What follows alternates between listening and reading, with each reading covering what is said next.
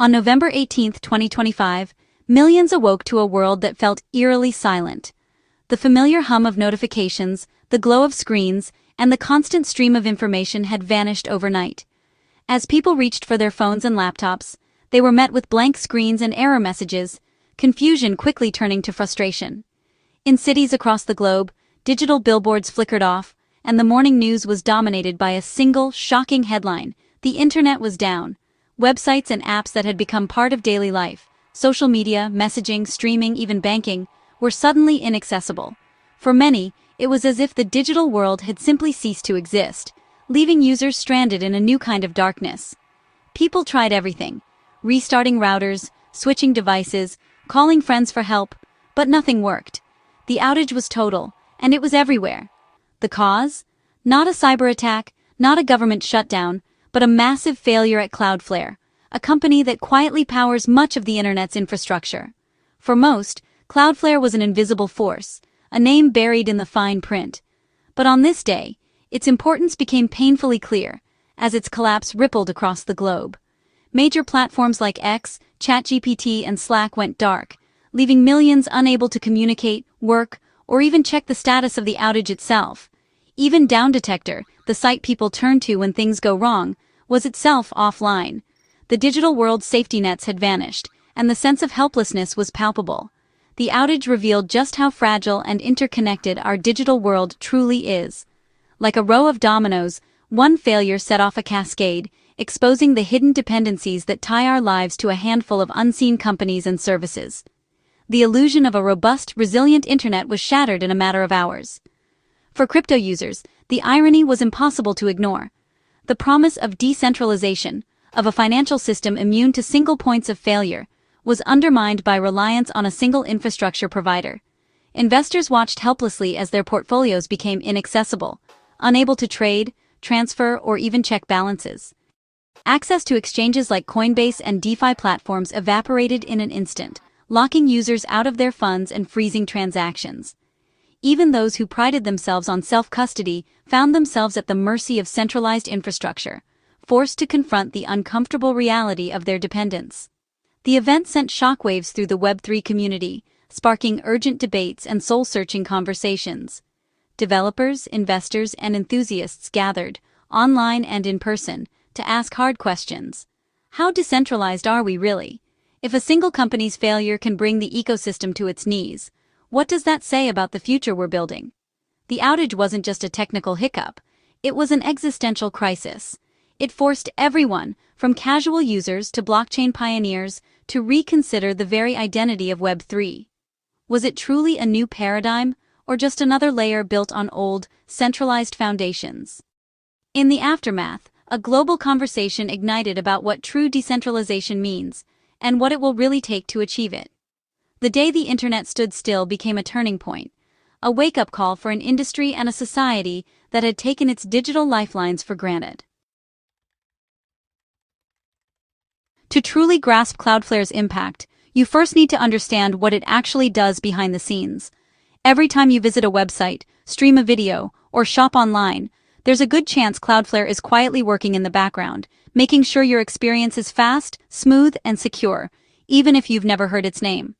Cloudflare acts as the invisible shield and delivery service for nearly a fifth of the entire internet. It's a massive network of servers and smart software, spread across the globe, that helps keep websites online and running efficiently. Think of it as a high-speed, ultra-secure middleman. It sits between you and the websites you visit, routing your requests, speeding up access, and blocking dangerous attacks before they ever reach their target.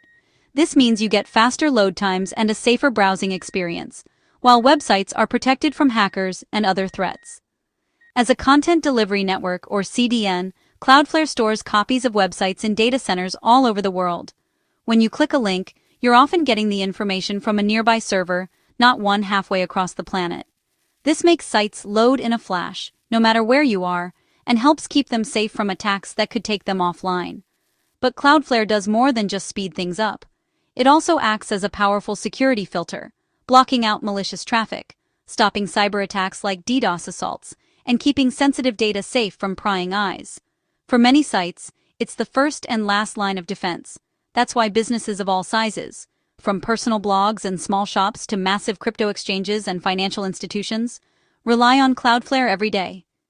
It's become a backbone of the modern internet, trusted by millions to keep their sites fast, reliable, and secure. But this incredible convenience and protection come with a hidden risk. Cloudflare is now a massive single point of failure. If something goes wrong, the ripple effects can be felt across the entire web.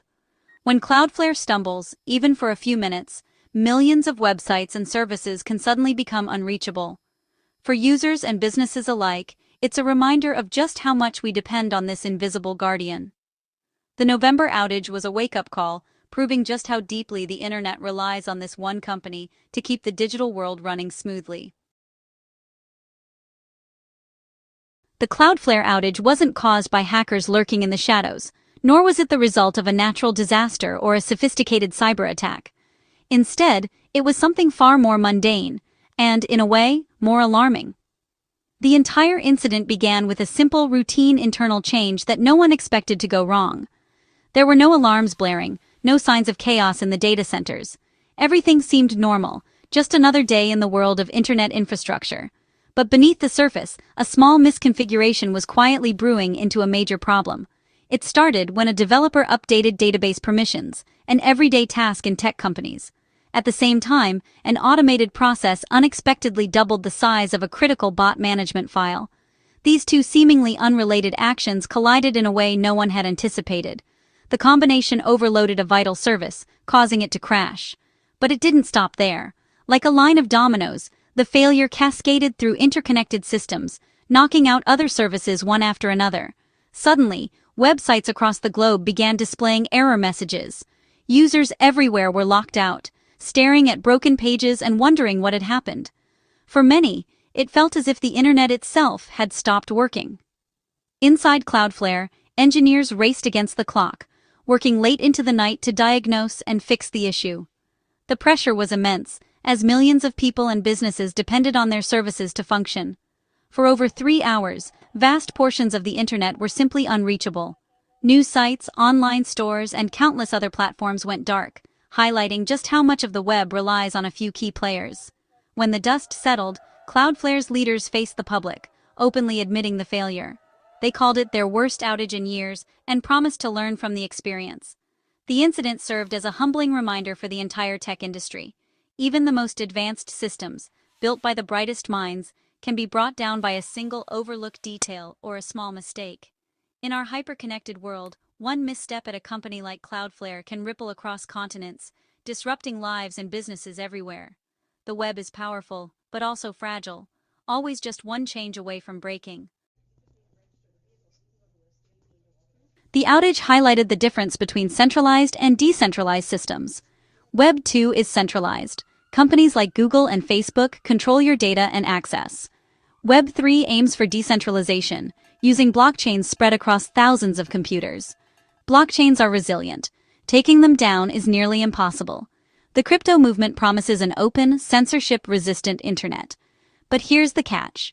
Most users access blockchains through centralized websites and apps. These front ends are hosted on services like Cloudflare and AWS. So while the blockchain is decentralized, the access points are not. The outage exposed this paradox. A decentralized world with centralized doors. It's a critical vulnerability for the future of Web 3.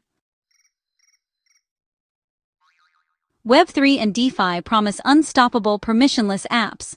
But when Cloudflare went down, those unstoppable apps stopped cold. Blockchains kept running, but users couldn't access exchanges or DeFi platforms. Their front ends were offline. It was like having money in a bank you can't reach. In crypto's fast-moving world, hours of inaccessibility meant real financial losses.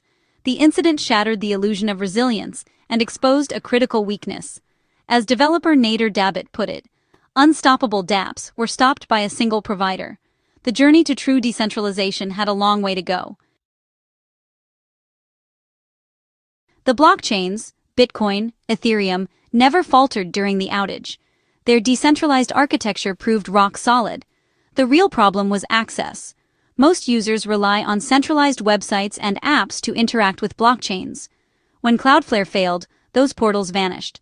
This revealed a major risk: operational dependence on centralized infrastructure. Even the most secure protocol is useless if users can't reach it. The crypto industry preaches self-sovereignty, yet outsources access to Web2 giants. The outage made it clear. A strong foundation means little if the doors are locked. For millions, the blockchain was fine, but unreachable. The contradiction at the heart of Web3 was laid bare. After the outage, the Web3 community erupted in debate and self-reflection. Critics called out the irony, decentralization brought down by a single point of failure. Analysts noted that many DeFi protocols aren't as decentralized as they claim. Developers admitted the industry had traded principles for convenience. The scale of the challenge is huge. Cloudflare handles vastly more traffic than all blockchains combined. Still, some saw hope. The outage could spark real innovation in decentralized infrastructure. The conversation shifted from blame to building solutions. The outage was a wake-up call. Time to take decentralization seriously. The outage exposed Web3's biggest weakness and its mission. It proved why a decentralized internet is essential, not just idealistic. Centralized systems will always have single points of failure. The crisis created demand for real decentralization. Users now understood the risks. Developers have a new incentive to build decentralized hosting, storage, and domain systems. The outage became a rallying cry for the industry. The lesson: don't compromise on decentralization for convenience. The opportunity turned Web3's promise into reality. The Cloudflare outage offers a roadmap for Web3's future. True decentralization means distributing every layer, from protocol to user interface. Decentralized storage networks like Arweave and IPFS can host front ends without single points of failure. Multi-provider strategies and better failover mechanisms are essential. Tools for direct blockchain access can reduce reliance on centralized portals. Competing with Cloudflare's scale is a massive challenge, but the urgency is clear. The mission: build a resilient, open, user-friendly internet. The path forward demands commitment, innovation, and staying true to Web3's core principles.